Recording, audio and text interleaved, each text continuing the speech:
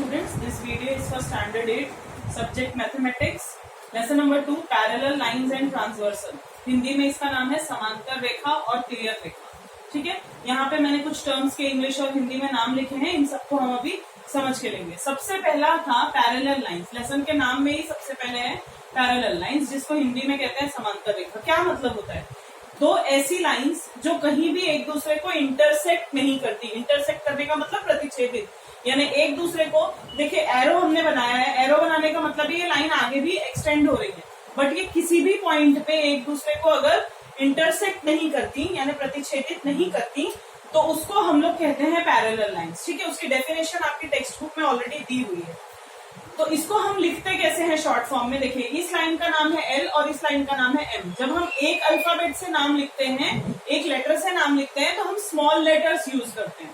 ठीक है, तो स्मॉल एल और स्मॉल एम, तो इसको हम लिखेंगे कैसे? Line l parallel to line m, ये सिंबल है उसका, ये चिन्ह है। लाइन एल समांतर लाइन एम, या रेखा एल समांतर रेखा एम, ऐसा लिखते हैं। दूसरा जो इसमें नाम था वो था ट्रांसवर्सल। ट्रांसवर्सल को हिंदी में कहते हैं तिर्यक रेखा। मतलब ये दो पैरेलल लाइंस हैं, तो इनको काटने वाली जो लाइन होती है, the line which intersects two parallel lines या two different lines at two different points, ये एक ऐसी लाइन है जो दो अलग अलग लाइन को दो अलग अलग पॉइंट पे कट करती है। यानी लाइन एल को यहाँ कट कर रही है और लाइन एम को यहाँ कट कर रही है।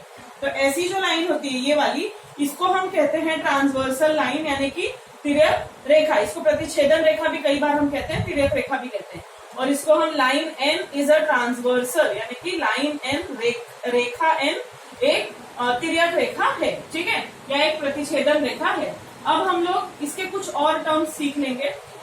इसमें हमको यहाँ पे आप देख सकते हो, जब ये दो लाइन, एक लाइन जो है वो किन्हीं दो लाइंस को जब कट करती है तो बहुत सारे एंगल यानी बहुत सारे कोण बनते हैं।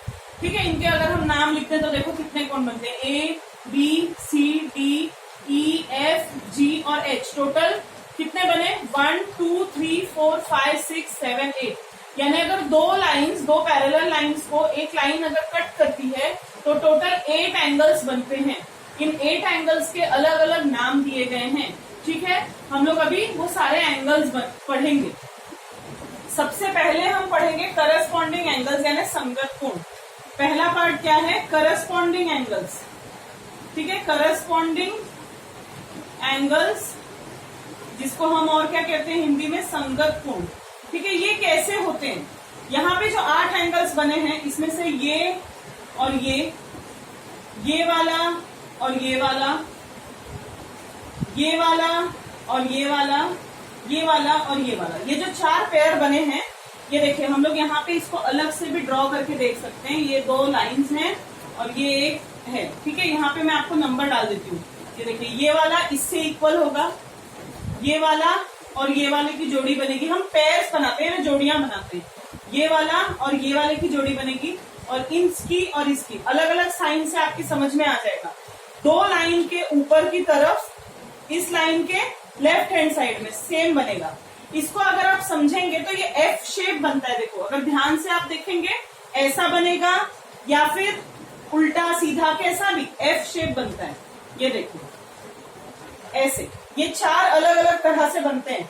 जैसे कि एक ये एंगल और एक ये एंगल, एफ के अंदर का, ये और ये ऐसे, ये और ये और ये।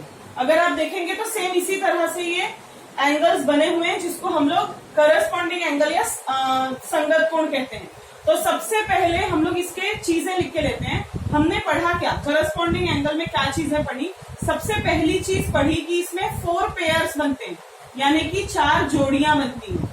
4 पेयर्स मतलब 4 जोड़ियां। अभी हमने पढ़ा ना, एक ये और ये पहला, ये और ये दूसरा, ये और ये तीसरा और ये चौथा, यानी टोटल 4 जोड़ियां बनी।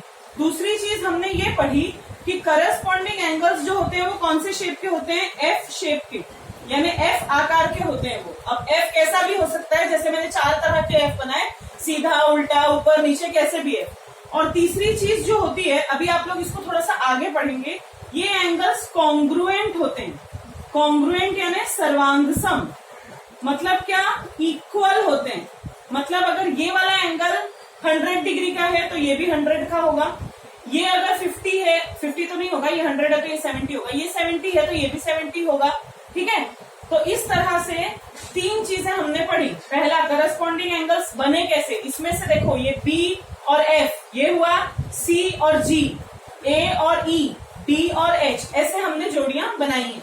तो इसको हम लोग करस्पॉन्डिंग एंगल बोलते हैं। सबसे पहली चीज इसके 4 पेयर्स होते हैं, दूसरी चीज ये F शेप का होता है, और तीसरी चीज ये कॉन्ग्रुएंट या सर्वांगसम होते हैं। मतलब इनके माप जो है वो इक्वल होंगे, 40-40, 50-50 ऐसा। अभी दूसरी चीज हम पढ़ रहे हैं। दूसरा जो हम पढ़ेंगे वो है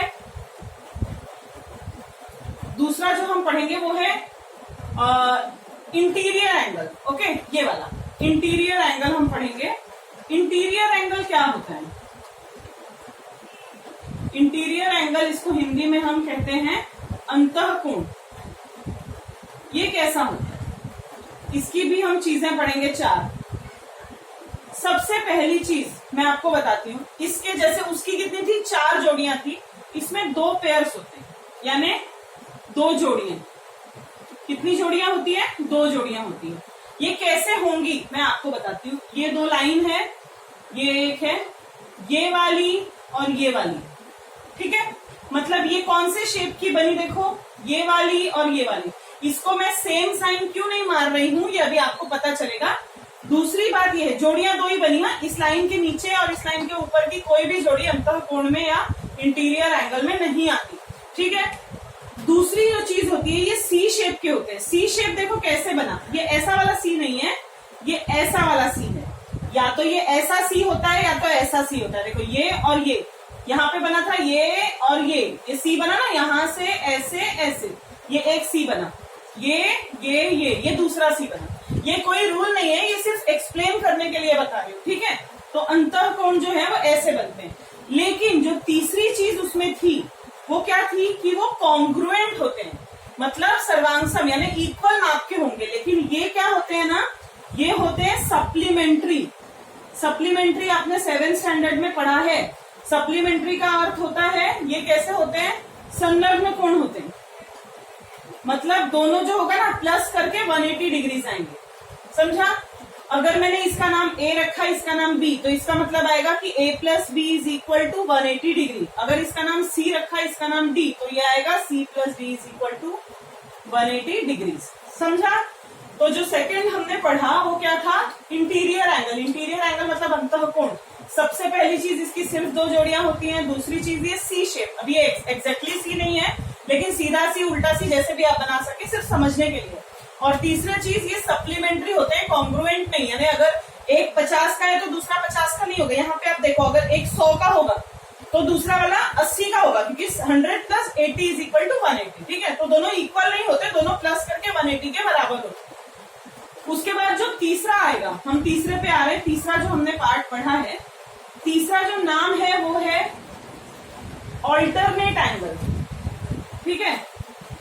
ऑल्टरनेट एंगल। ऑल्टरनेट एंगल्स के 2 पार्ट हैं, लेकिन हम लोग फिलहाल ज्यादा यूज, देखिए यहाँ पे ऑल्टरनेट यानी जिसको हम एकांतर कोण कहते हैं, इसके 2 अलग अलग पार्ट हैं। 2 अलग अलग पार्ट में एक है इंटीरियर ऑल्टरनेट और एक है एक्सटीरियर ऑल्टरनेट। लेकिन हम हमेशा इंटीरियर ऑल्टरनेट ही यूज करते हैं, एक्सटीरियर का ज्यादा यूज नहीं आता। अब ये कैसे है, ये मैं आपको अलग से बता रही हूँ। ये आपने बना ली, ये 2 लाइन पैरेलल है और ये एक ट्रांसवर्सल है। अब इसमें से आप ऑल्टरनेट कैसे बनाओगे, देखो ये और ये, ठीक है, ये और ये ऑल्टरनेट है। यानी पहला पार्ट तो जो आ गया, ये मैं आपको इंटीरियर ऑल्टरनेट बता रही हूँ, ठीक है। इंटीरियर ऑल्टरनेट सबसे पहले इसमें आ गया 2 पेयर्स, यानी 2 जोड़ियां हैं, ठीक है, जैसा हमने इसमें पढ़ा था इंटीरियर वाले में। दूसरी चीज आएगी, आपने देखा अभी ये कौन सा शेप हुआ, ये और ये कौन सा शेप हुआ, जेड शेप के होते हैं। ये जेड शेप हुआ ना, देखो ऐसा ऐसा ऐसा बना, तो ये वाला और ये वाला इक्वल हुआ, ठीक है। और अगर ऐसा बन गया तो ये वाला और ये वाला इक्वल हो, तो ये जेड शेप के एंगल्स होते हैं। दूसरी चीज इसमें, तीसरा बात ये है कि ये कॉन्ग्रुएंट, यानी कि जो मैंने बोला था कि इक्वल या फिर सर्वांगसम जिनको हम बोलते हैं, ये वैसे होते हैं। मतलब एक अगर ये वाला अगर 70 डिग्री है तो ये भी 70 होगा, ठीक है। ये अगर 110 डिग्री है तो ये भी 110 डिग्री होगा।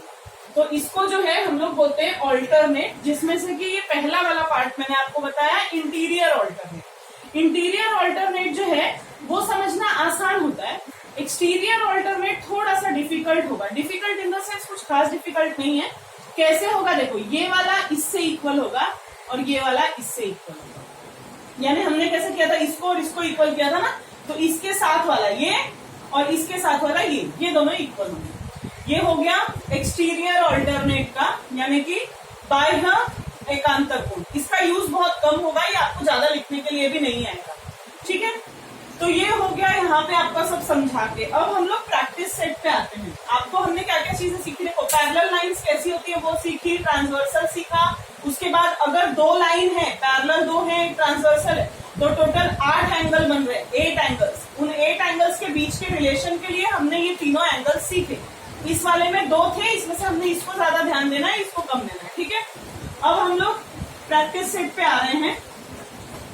छोटा सा प्रैक्टिस सेट है, 2 ही सम्स हैं, बट समझेंगे नहीं तो ये बहुत डिफिकल्ट है, और अगर ध्यान नहीं देंगे तो ये आपको एग्जाम में, अभी तो ठीक है जैसे भी आप कर लेंगे, लेकिन आगे चल के ये सब एंगल्स आएंगे, ठीक है। ये सारा आपको यूज होने वाला है, तो हमको ये एंगल्स अगर अभी से नहीं समझेंगे तो दिक्कत हो जाएगी। तो मैं फर्स्ट सम कर रही हूँ। फर्स्ट सम में आपको एक फिगर दिया हुआ है। देखो हमने पैरेलल लाइंस की बात की, लेकिन जरूरी नहीं है कि ये एंगल्स पैरेलल लाइन में ही बने। यहाँ पे सिर्फ 2 एंगल क्वेश्चन नंबर 1 में आपको दिए हुए हैं, 2 लाइन और तीसरी ट्रांसवर्सल है। यहाँ पे ऐसा कोई नहीं है कि ये दोनों पैरेलल है, ठीक है। ऊपर से यहाँ पे आपको नाम लिख के दिया है, ये P है, ये Q है, ये R है, ये S है, और X, Y, Z and W इस तरह से आपको नाम लिख के दिए हुए हैं। और हमको पूछा है सबसे पहले करस्पॉन्डिंग एंगल। करस्पॉन्डिंग एंगल यानी कौन सा कोण था, करस्पॉन्डिंग को हिंदी में क्या कहते थे, संगत कोण, ठीक है। इसके हमको एंगल्स दिए हैं। नंबर 1 है एंगल P एंड समथिंग।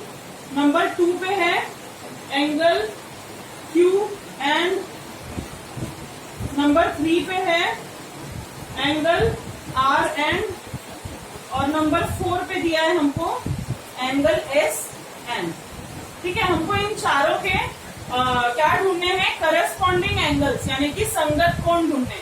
अब आप ध्यान दो, सबसे पहले हमने इसमें क्या पढ़ा था, करस्पॉन्डिंग एंगल, इसके 4 पेयर होते हैं। देखो आपको 4 जोड़ियां दी हुई है।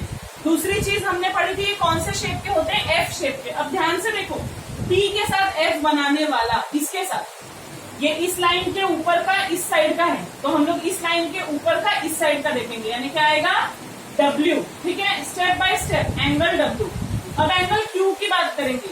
एंगल P की बात हो गई, मैं इसको रफ कर रही हूँ। अब हम एंगल Q की बात करेंगे। देखो इस लाइन के ऊपर का, इस लाइन के भी ऊपर का, और इस साइड का, राइट साइड का कौन सा आया, Q के साथ क्या आना है, एंगल X। वैसे ही यहाँ पे R की बात की गई है, मैं वापस से इसको हटा रही हूँ। R की बात अगर की गई है तो ये एंगल और ये एंगल दोनों लाइन के नीचे के एंगल्स हैं, दोनों के। ध्यान से देखिए, R इस लाइन के नीचे है और Y इस लाइन के नीचे है, और दोनों भी इस ट्रांसवर्सल साइड के दोनों उस साइड में है, राइट साइड में है। तो R से कौन सा इक्वल होना है, एंगल Y। इक्वल नहीं है, ये सिर्फ जोड़ियां हैं, ठीक है, पेयर जैसे।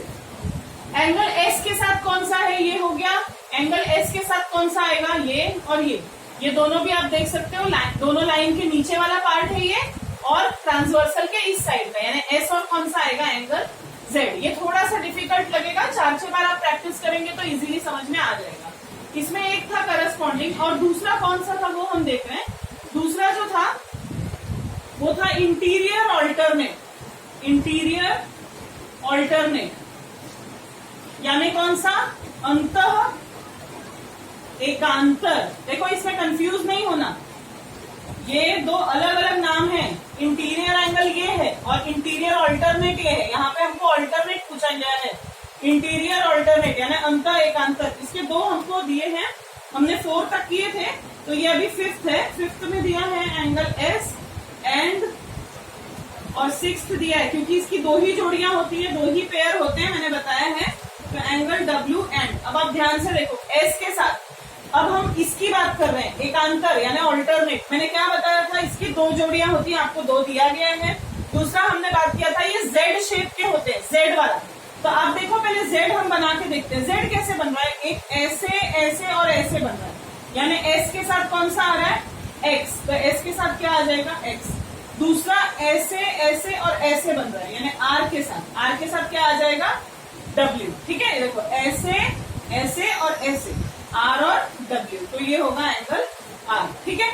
तो ये हो गया आपका क्वेश्चन नंबर 1। अब हम जरा क्वेश्चन नंबर 2 पे आते हैं। क्वेश्चन नंबर 2 जो है वो छोटा सा ही है, ज्यादा बड़ा नहीं है, बट हाँ इंपॉर्टेंट है। इसमें एक फिगर भी है, इसका शेप थोड़ा सा अलग बनाया हुआ है हमारे हिसाब से। देखो ये ऐसे ऐसे, ये 2 लाइन इस बार ऐसे ऐसे बनाई है और एक इनकी है ट्रांसवर्सल, ये वाली।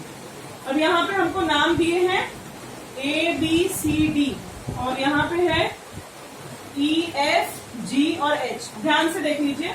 अभी इसमें भी हमको पहला चीज जो पूछा है वो है इंटीरियर ऑल्टरनेट। इंटीरियर ऑल्टरनेट का क्या मतलब हुआ? इंटीरियर ऑल्टरनेट मतलब अंतः एकांतर। मतलब अभी जो हमने लास्ट वाला किया था ना, ये वाला नहीं, ये वाला सबसे पहला हमको इसमें से दिया, हमको कुछ पूछा है, फिर डायरेक्ट हमको दे दिया कि हमको ढूंढ के निकालना है। अंतः एकांतर हमने कौन से शेप की बात की थी? जेड शेप के होते हैं ये। जेड शेप के देखो कैसे आएंगे। पहले तो जेड दो जोड़ी होगी, ठीक है। एक जेड बनेगा ऐसे ऐसे और ऐसे, यानी सी और ई। तो पहला आएगा एंगल सी एंड एंगल ई, और दूसरी जो आएगी जोड़ी, ये पहली हो गई, दूसरी जोड़ी जो आएगी वो कैसी होगी? एंगल बी और एंगल एच। देखो ऐसे ऐसे और ऐसे, angle B and angle H, ये हो गई दूसरी जोड़ी। अब आ रहे हैं दूसरी चीज जो हमसे पूछी है। ये हो गया, पहला वाला हो गया हमारा।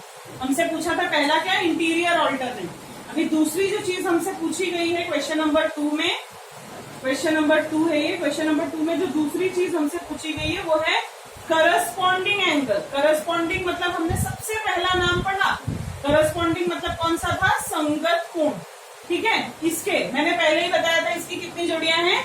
4 पेयर्स हैं। मतलब हमको कैसे कैसे जोड़ियां बनानी है, देखो मैं बता देती हूँ आपको। 4 जोड़ियां हमको बनानी है। कैसे?